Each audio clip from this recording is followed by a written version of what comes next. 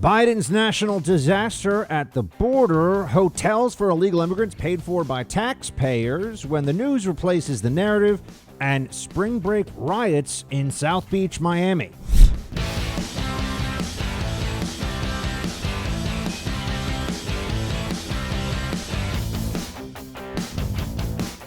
Tens of millions of dollars of taxpayer money now going to hotels to house illegal immigrants who have come across the border and now cannot even be held in the overcrowded facilities at our southern border. So you are paying for it. That's what's going on right now. That's actually the situation as it unfolds before us right now. The Biden administration can say as much as they want about this, but we know that $86 million has been contracted for hotel rooms for 1,200 migrant families because they just simply have no space for them in these facilities. You got $14 million a day now going to the cartels. That's real money, even for the Mexican drug cartels. $14 million a day. And why is this happening? They're trying to hide from the truth. They're trying to blame this on other people. They're trying to tell you things that you can see obviously are not true. So instead of just listening to me, instead of basing it on my analysis or my assessment from up here in New York City, and I know you're listening all across the country, we could just go right to the source, couldn't we? Why not ask some of the migrants who are coming across the border why they're coming, what changed in their perception, why the numbers are exploding? You know, Democrats can't figure if it's better to pretend the numbers aren't that bad or they are so bad, but it's Trump's fault, or they change the excuse every day. Here's ABC News' Martha Raddatz asking an illegal immigrant who crossed the border, why did you do this? Play one. We were there when a bus of 56 asylum seekers arrived at Casa Alitas, a Catholic charity shelter in Tucson. Men, pregnant women, and children stepping off the bus with only what they could carry. This father, who asked that we not show his face, traveled to Mexico from Brazil with his wife and 3 young kids before crossing the border. Would you have tried to do this when Donald Trump was president? Definitely not. Definitely. We had the chance, you know, the same violence that is going on today was there last year. We used to watch the news, and I definitely won't do this. So did you come here because Joe Biden was elected president? Basically. The main thing was the violence in my country. And the second thing, I think, was Joe Biden. There's violence in his country and there's Joe Biden. So why do you want to leave? Violence. Why are you coming? Joe Biden. Would you have come under Trump? Definitely not. Don't think I would have made it. Wouldn't have been able to come in. Now, I know you could say this is only one voice, but okay, we've got people showing up at the border wearing Biden let us in t-shirts. We have individuals who are interviewing with the press, who are giving interviews to the press, and they're saying that it is because of Biden. And yet, what do you think the primary tool of distraction or putting the blame on somebody else, right? Well, who do you think they go to right away? Oh, that's right. It's the Trump administration. Play 17. We will not abandon our values and our principles. We will not abandon the needs of vulnerable children. That is what this is all about. We are executing on our plan. It does take time. It is difficult. Our plan includes the deployment of the Federal Emergency Management Administration, FEMA, to assist HHS in building its capacity more rapidly to shelter the children. But it is taking time, and it is difficult because the entire system was dismantled by the prior administration. There was a system in place in both Republican and Democratic administrations that was torn down during the Trump administration, and that is why the challenge is more acute than it ever has been before. He's saying more here than he intends to. Notice we had a crisis under the Trump administration because of the system, as he puts it. It was being exploited. So the Trump administration fixes it, and now you have DHS Secretary Mayorkas here bemoaning the fact that it was fixed, essentially. He says, oh, they tore down the system. We have to start from scratch. Right. Because the Democrat system is take as many unaccompanied minors at the border. And, they keep saying, what about 4-year-olds? A huge majority of the people showing up the border are 15, 16, 17. So they got to stop saying, what about 3-year-olds? OK, we're not heartless. No one's saying that 3-year-olds should be left to freeze or to starve. But they have taken what's going on here and misrepresented it to the American people from the very beginning. If you show up as an unaccompanied minor or a family unit, you're overwhelmingly likely. I mean, it's, 80, 90% likely you're going to be released in the American interior. You're going to be able to stay unless they figure out that you're actually recycling. That's the term they use. Children posing as parents, part of a cartel or something like that, or have a violent criminal history. They're going to let you in the United States. So what they're doing now is they're saying, well, it's not an open border because adult migrant males are, if they show up solo, they'll be turned away. Right. What is the surge comprised of? Family units and unaccompanied minors. Why is that happening? Because they're responding directly to the incentives of the system, and the Democrats do not want to change those incentives. They fundamentally do not believe that it's a problem that people are skipping the immigration line and coming into the country by abusing the asylum process. They could apply for refugee status in their home countries. They are choosing not to do so. Why is that? Because they don't want to wait. They don't want to have their claims adjudicated because a vast majority of the claims of asylum are not accepted. So the whole point, we can all see what's going on. The whole point is just find a way to get into America and then just disappear in the American interior, wait for amnesty. That's the whole game.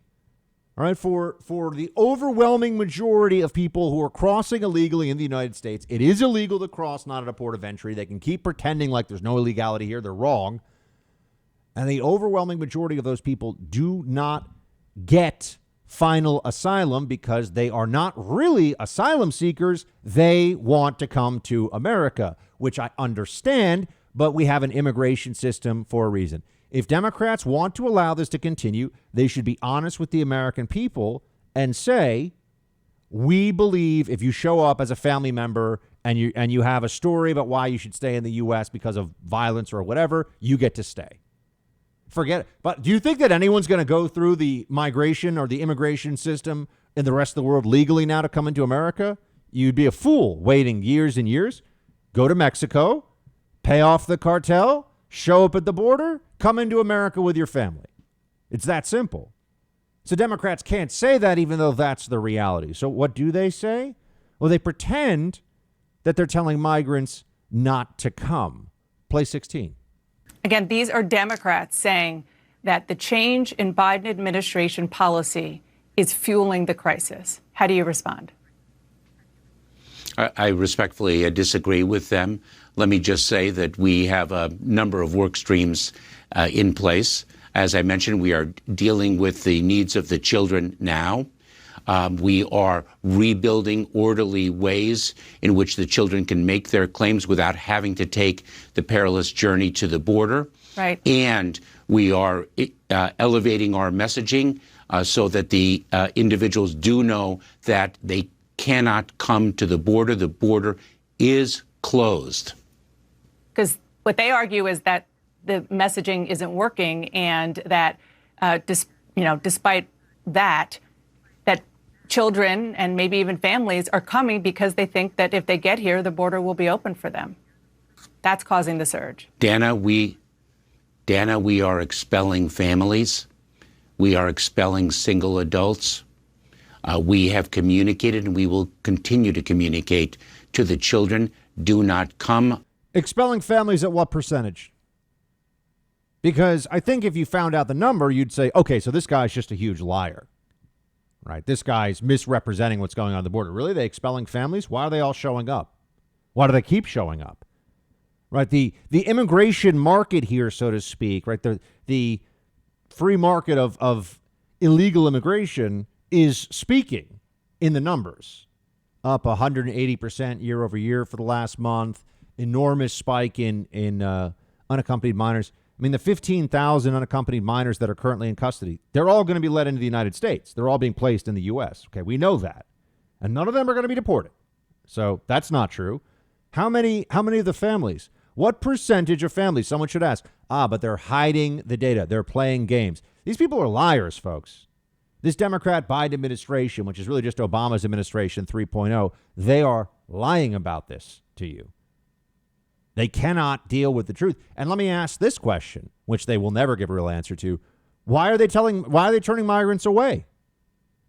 Right? They want to tell you they're doing that, but why are they doing that? Do they believe that these migrants aren't people that need help and aren't desperate and shouldn't be? So some people shouldn't be let into the United States, even if they're perfectly law-abiding, decent folks who just want a better life and, all the things we always hear. Why? Why is that the case? If Democrats can't have it both ways, it can't be anybody can basically game the system and come into the country, but, also we don't want people. We're sending people away who try to do that. Well, which one is it? Do you want to tell people, will Democrats tell people you cannot stay if they show up as a family unit right now at the border? And if so, why? They don't seem to agree with that notion. Right? They just keep changing the rules. They shift the ground of the debate every few minutes. So that way they can never really be pinned down and have to defend any one position.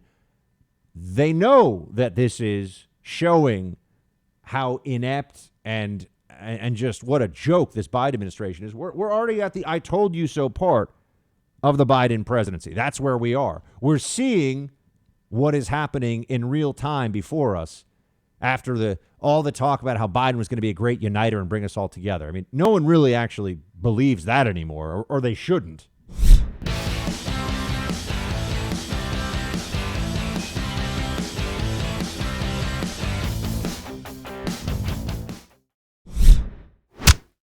Dana, we are in the midst of a pandemic.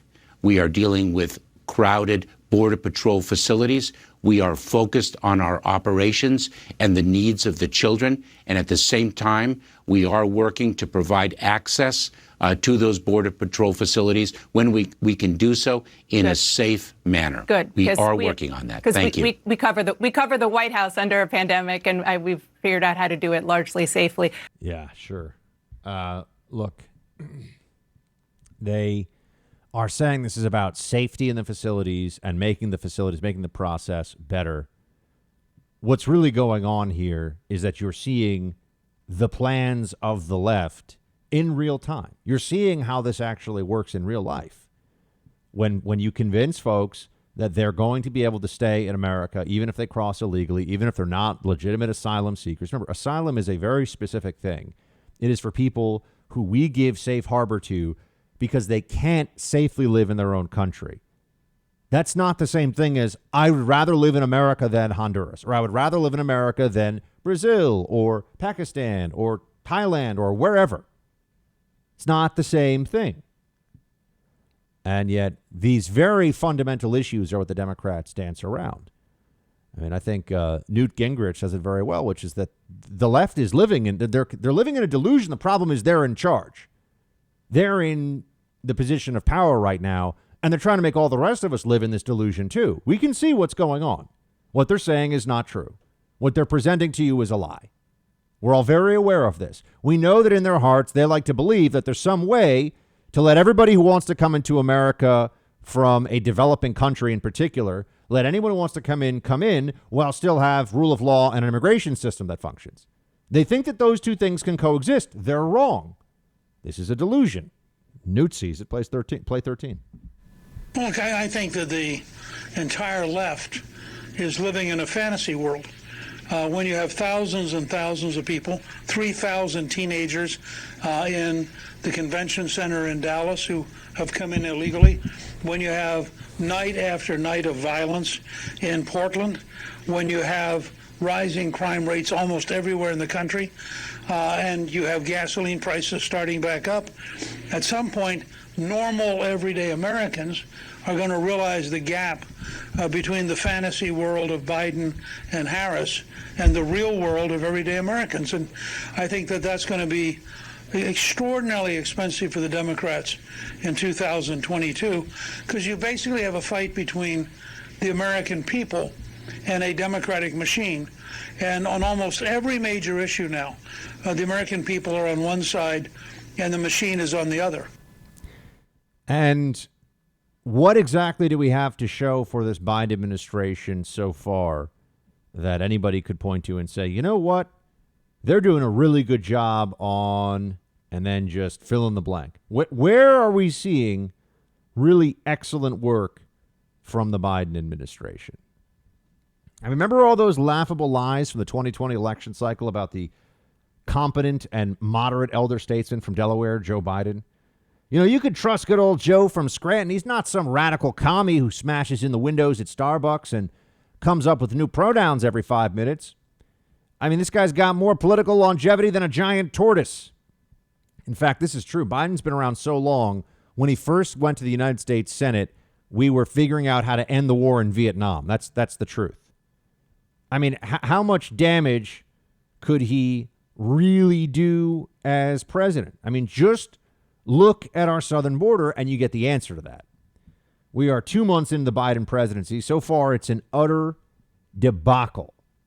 There are more illegal immigrant kids in cages, quote, that's what they called it under Trump, than ever before. Over 15,000 right now. Illegal crossings have skyrocketed to well over 100,000 a month. No end in sight. Cartels are getting richer, and our immigration laws look like a big joke. All because of good old Joe. Migrants are showing up with Biden T-shirts on. They've told journalists in interviews that they're coming because Biden will let them in. And the response from Team Biden is nonsense. We see it all. All right. They swerve around the word crisis in these press conferences like a drunk hippo on ice skates. It's scary for everybody, and no one's buying it.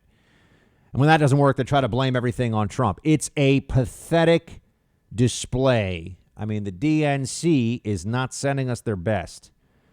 None of this is surprising. Not the divisive left-wing executive orders from day one, the escalated authoritarian madness around masks, the stalled lockdown recovery, the rising gas prices, or the growing sense that the stock market's going to crash any day now. Biden is, as so many on the right said all along, a Democrat figurehead with no talent other than showing up and saying whatever works. What we've got is the third term of the Obama administration, but with Mr. Magoo playing the role of president. It's tough to know what's more frightening to declining Biden, press conferences or staircases. The border crisis is just the most visible manifestation of this obvious reality. Joe Biden was never up for this job, and we can all see it. He has neither a vision for the nation's future nor the leadership skills to take us there. He just spews the talking points and does what the handlers and advisors tell him to. He's supposed to be a great uniter, the healing leader for whom our nation was crying out. At this point, feels like a victory for the country whenever he doesn't wander on stage and mumble some nonsense about the science. By the time the Democrats can't hold up this facade anymore, the media will be talking about how President Harris really needs to step in and take the reins, and that's not too far off. And you know what they'll do then? They'll scoff at anyone who points out this is exactly what we were expecting all along, just as they do now, as they mouth the preferred slogans of Biden's Marxist puppeteers. Exactly as I said he would, many of us saw in advance.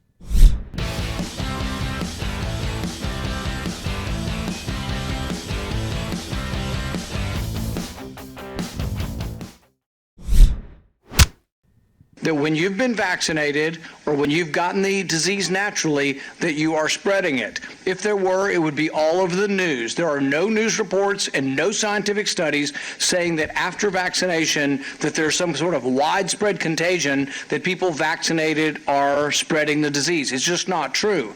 What Fauci won't tell you is that he's telling you a noble lie. He's lying to you because he doesn't think we're smart enough to make decisions. His fear is that if the vaccinated quit wearing the mask, the unvaccinated will say, what the hell, I'm not wearing a mask either. Right. So he lies to you to say, oh, the mask makes a difference, when in reality he knows better. He's wearing 2 masks for theater.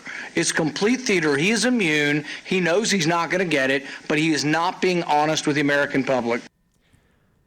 Rand Paul, this guy's amazing. I mean, he's, sometimes there's only a few people who will come out and just say it, and Rand Paul on this one right now, I just feel like I'm thankful.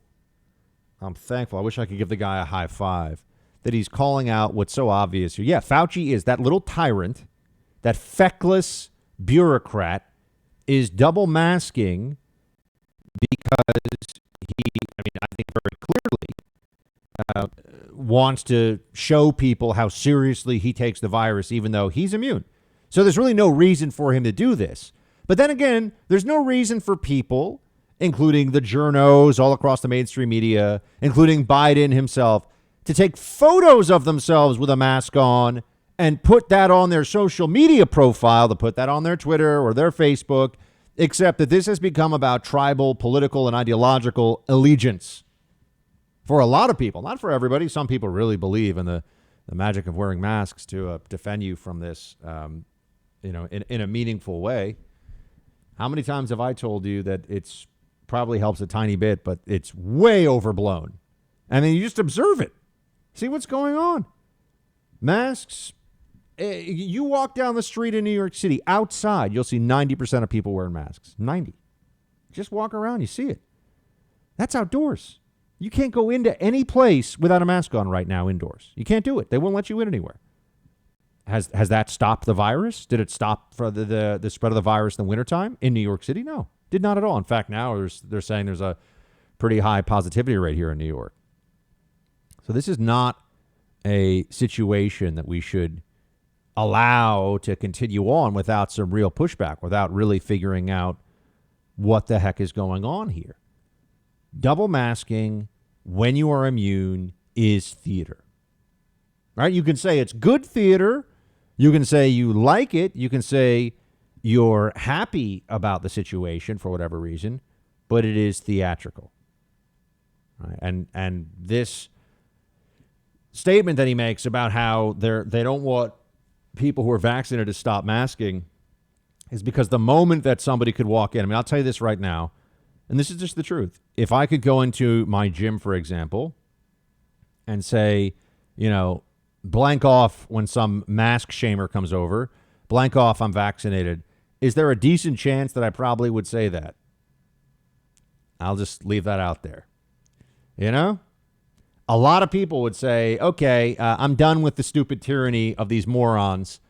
And that would mean the whole masking regime falls apart. It has to be mandatory for everyone. And notice that the only way they've been able to justify this is somehow the science, as we've gone along, has almost magically been manipulated. It's just been perfect. At first it was they're really good for protection. Then it was it's really good at protecting you both ways, so from transmitting and from receiving the virus in the air. And then it was, well, actually, maybe it's really just about you not transmitting it to somebody else. And then they created this whole, well, it's not about what you want, it's about the risk you're posing to other people. And to that, I just want to say, well, other people could also avoid congregate settings, couldn't they? You don't want to be in a gym where people are unmasked. Don't go to the gym. What's so bad about that? No, instead, everybody has to suffer because of the anxiety of a few people. Everybody has to suffer because of the belief that Dr. Fauci is not lying to you about the science when it comes to, when I say lying to you about the science, these are all judgment calls. They're making judgment calls. And right now, for public policy reasons, they're telling people you have to mask even after you're vaccinated. And you're starting to see it pop up more and more. Forever masking is gaining traction. If this works so well, if this protects people so effectively, including from the flu, including from other coronaviruses that are out there, including from, why wait to see what the next pandemic is like? We could stop it in its tracks, they say, which of course is idiocy because you look at what's happened in the last year. But we could stop the next pandemic if only we mask up enough. This has turned into a religious belief. That's what this is. It's the same thing as when Bill Gates, as he did recently, says that to fight climate change, he's going to eat less meat personally. That's a religious belief. All right. That's a question of individual virtue from action that no rational viewpoint could ever say is going to make a change in anything. Right. That's a religious belief. And when you look at what the reality of our version of lockdowns, which, remember, we never really locked down. I have to point this out to people all the time. They act like, these work from home people who sitting on their couches in Los Angeles, on the west side of Los Angeles, closer to the water, and in Brooklyn and in Washington, D.C., they've been work from home this whole time, and they act like they're big heroes. The essential workers are still getting on subways, getting into crowded places, going into buildings, and still getting sick. There's not actually a real lockdown. This is what people don't understand. There's a partial lockdown. So we get the downside of all of this with the herd economy and people separated from each other. But the virus continues to spread because the number one place it spreads is in the home. And so as long as you have some people who are out there subjecting themselves to getting it, it continues to move through the population. Why are we not doing serology testing anymore for antibodies in the population, by the way? You notice why did that disappear? We did it in June. It's not crazy. There used to be a real interest in this. How many people have actually been infected? Well, maybe because folks would realize this whole health policy stuff from Fauci and all the rest of them, it worked so well that, they say, 30 million Americans have gotten coronavirus? What if it was double or triple that? They don't know. They tell us that 40% of transmission occurs in asymptomatic people. So you got to assume there's a huge number of asymptomatic people who had it and never knew. They didn't test it, and they don't know. Or they weren't tested, rather, and they never found out. So the truth is they can't allow their little tyrannical grip off your throat, off your face for 1 second, because then the whole thing falls apart. If there were a state that made outdoor mask wearing on safety grounds, because there are places that say you can't actually mask unless it's a part of your job, construction work or something. You can't actually mask up in public. People should be able to see your face, know who you are. It's a safety issue. If there were a state that said that they would ban outdoor mask wearing on safety issues and they would ban indoor mask wearing on health issues, it's not good for you to be breathing in, your own whatever you're expelling all the time. And this is not good for a lot of folks. It's not good for your anxiety levels. It's not good for your mental health. It's not good for your understanding of your relationship with the state, with the government. If there were a state, I don't care which one it is, that decided to do that, I would seriously consider moving. Just based on that. I think it's that important now to run the experiment to show that all this stuff, they're just wrong. And they won't back off. They won't admit that what they've been telling us to do does not work. Didn't work in America, didn't work in Europe, doesn't work. If we were a tiny island that could cut off all travel and that forced people into their homes for months on end, maybe it would work. We didn't do anything even close to that. So why pretend? Well, there are a lot of people out there that are pretending for a bunch of different reasons. One of them is Gretchen Whitmer of Michigan. We got to get into that in a second.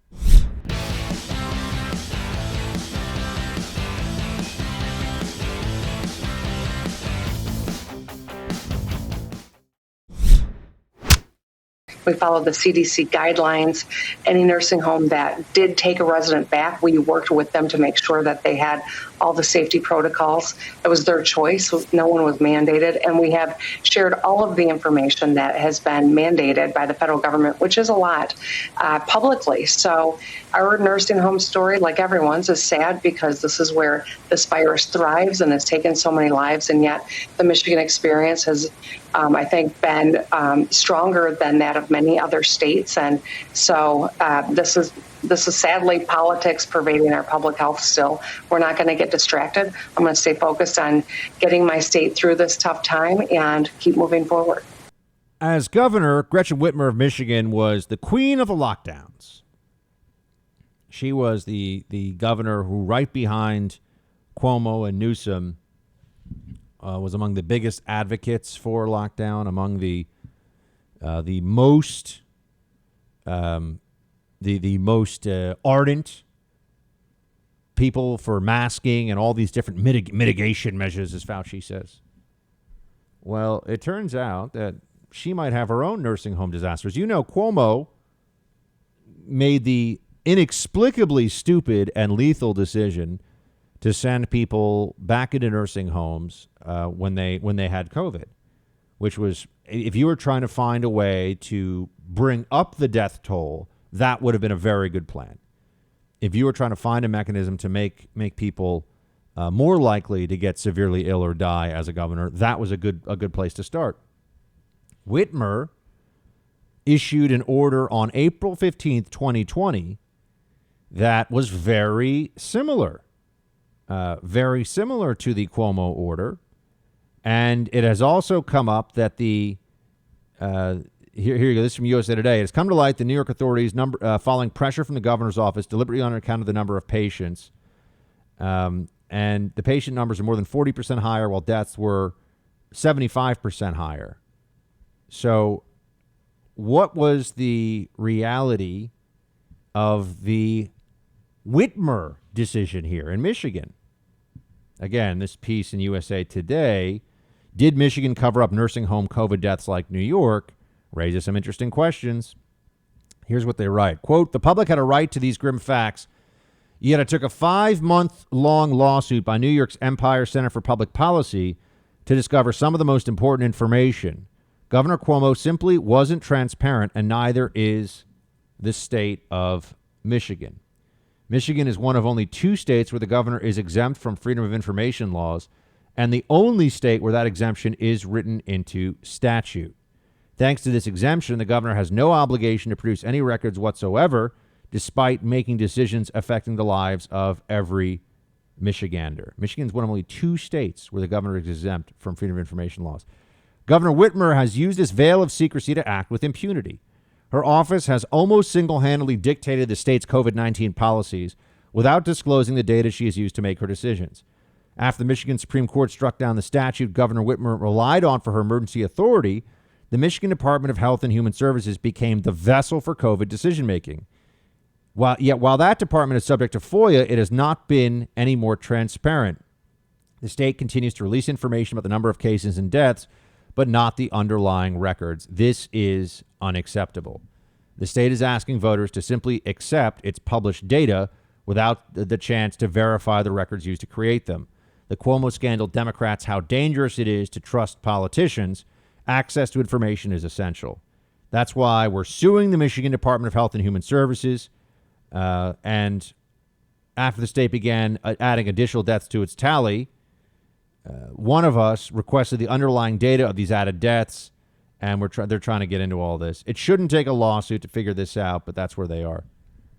And Gretchen Whitmer's going to fight this. You know why? You're going to find out that while the governors were worried about their makeup, whether it was Whitmer or Cuomo or Newsom, while they were on TV trying to build their profile. Remember, Whitmer was talked about, maybe she'd be a good Democrat vice president, right? Maybe she's somebody who should be in the mix here. That was being discussed a year ago. They were also concerned with how it was making them look. How concerned were they with the actual governance of what was going on? How much were they focused on their job instead of their optics? Right? Well, we can only know that if we get the actual data, and it's become increasingly clear that Governor Whitmer doesn't want us to have that data. Why is that? Well, here's a guess.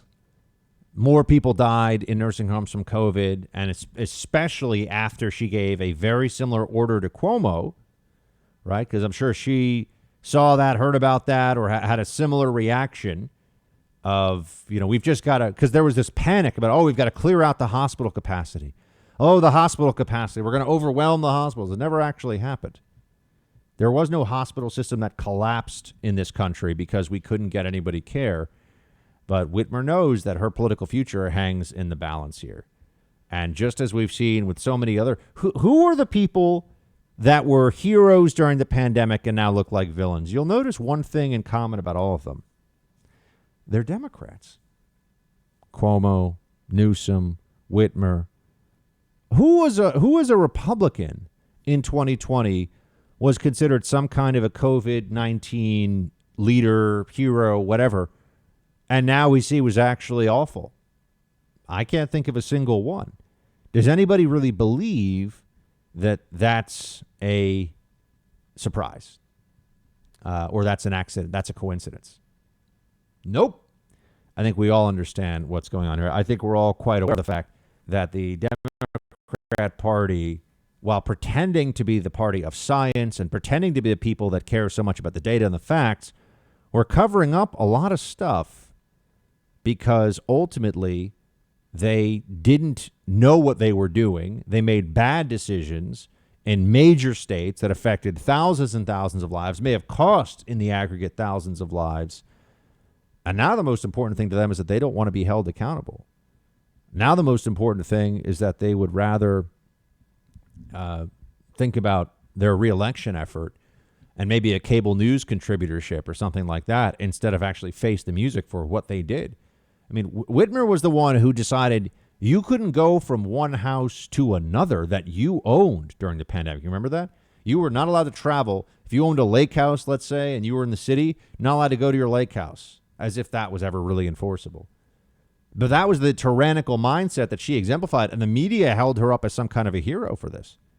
The media pretended that because of all this, she was a really good person, somebody that we should all listen to. She really knew what she was doing. She really knew what was going on. Yeah?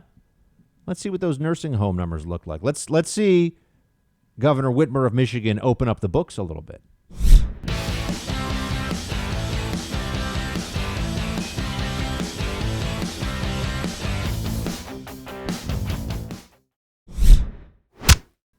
Well, from where I sit, I want to see a deeper investigation into whether or not these shootings and other similar crimes are racially motivated. It looks racially motivated to me, but I'm not, I'm not a police officer. I'm not investigating the crimes. What I have done, though, is I have actually sent a letter to Director Wray and to Attorney General Garland asking for a deeper investigation into crimes that involve Asian Americans to see how many crimes have actually been underreported as hate crimes. We know that crimes against Asian Americans that have been categorized as hate crimes have increased by over 150% in our nation's major cities. That's over 3,800 additional crimes last year. But we also know that many of these crimes go underreported as hate crimes and are just classified as a mugging or harassment or vandalism when they were targeted at Asian Americans and Pacific Islanders in particular. So they're on this anti-Asian hate crime crusade right now in the media. And you're going to see a lot of numbers and statistics used. One thing that I will tell you is that the way that they will present statistics, you've got to look at the overall numbers too. If you see that there was a 200% increase in hate crimes, let's say in a city in America against Asian Americans, against anybody, but if you saw a 200% increase in hate crimes, you'd say, "Oh my gosh, we've got a real problem that must be addressed immediately." You would still think you had a problem, but you might feel differently about the scope of it if you found out that the 200% increase was from, 10 to 30, right? Or if you found out that the 200% increase was from, 4 to 12, right? Or whatever the case, or if there was 100% increase, we'll make it easy. We'll just make it a simple double. If it went from 4 to 8, you'd say, "Wow, that's a lot. That's a big change, right? That's a big change." Except that's not a lot of overall cases. So be aware of the way that statistics are used. They do this with when they want to create a media hysteria around a general sweeping surge of hate crimes or something like that. That's one of the things they'll do. They'll use a statistic that sounds like it is indicative of a wave, of a massive pattern shift, when really it could just be anomalous to a certain period of time. You have to look at it. Another thing is what you'd have to say when the narrative, what's this piece here from Andrew Sullivan? When the narrative replaces the news. Andrew Sullivan he's heterodox. He can be a liberal in many ways, but he also occasionally will call out the absurdities of liberalism. Guy started a blog a long time ago. He's created a very successful audience for himself.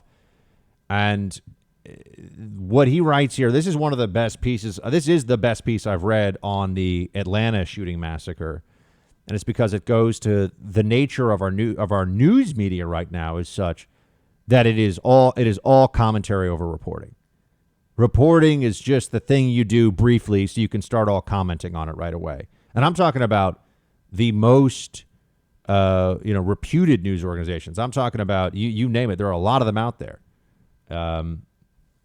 New York Times, Washington Post. This is what they do. And here's how we go into this piece from Andrew Sullivan. Quote, the massacres at 3 massage parlors in Atlanta last week, leaving 8 human beings dead, others injured, and their families scarred, were horrifying. Read this deeply moving story about the son of one of the women killed to remind yourself of this. It's brutal. The grief will spread and resonate some more. But this story also has been deeply instructive about our national discourse and the state of the American mainstream and elite media. This story's coverage is proof, if it seems to me, that American journalists have officially abandoned the habit of attempting any kind of objectivity in reporting these stories. We are now in the enlightened social justice world of moral clarity and narrative shaping. Here's the truth. We do not yet know why this man did these horrible things.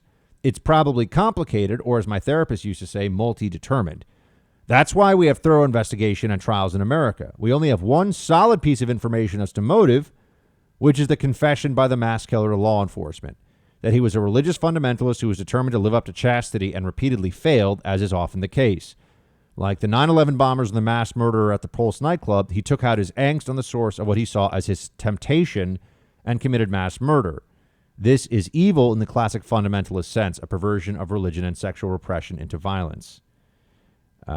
We should not take the killer's confession as definitive, but we have yet to find, I'm skipping down here a little bit, any credible evidence of anti-Asian hatred or bigotry in this man's history.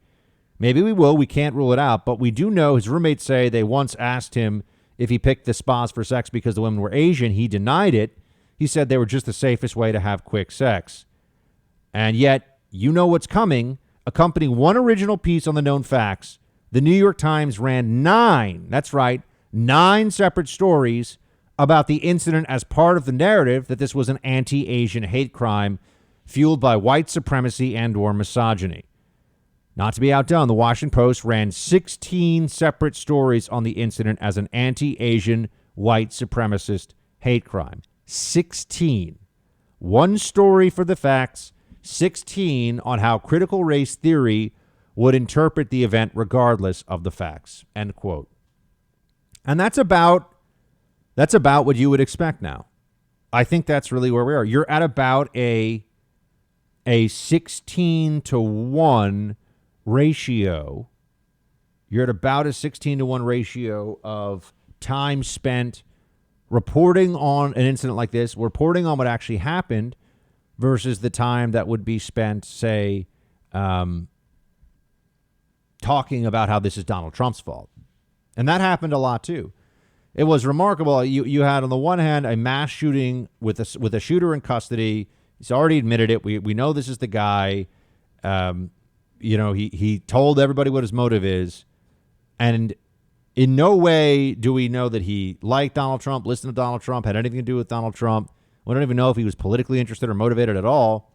There are people that think of themselves as serious public intellectuals who are spending their time writing about how this is Donald Trump's fault. That's what we're supposed to take from this. This is a Trump problem. That's what they tell us. What is the basis for this? What is the foundation of this? Well, this is now what the media marketplace demands.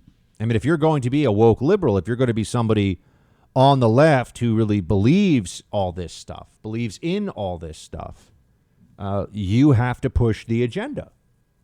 And that means any opportunity, you have to take things that occur and fit them into the agenda that you have. You need to take things that are occurring and use them for this purpose, even if it doesn't line up. What's the most important thing? That you get the facts right or that you support the narrative? If you are a leftist, if you're a social justice warrior, the narrative is the most important thing, and that's the whole reason for this Andrew Sullivan piece. I'd also say he points out, I think rather correctly, that mass shooters and mass killers, when they're in custody, they tend to want to tell people why they did these things. And we don't usually see them lying about it. They usually will tell you, I shot these people because I'm a fundamentalist lunatic who kills people because, whatever it may be. And in this instance, we're supposed to think that this guy is lying about it? Why?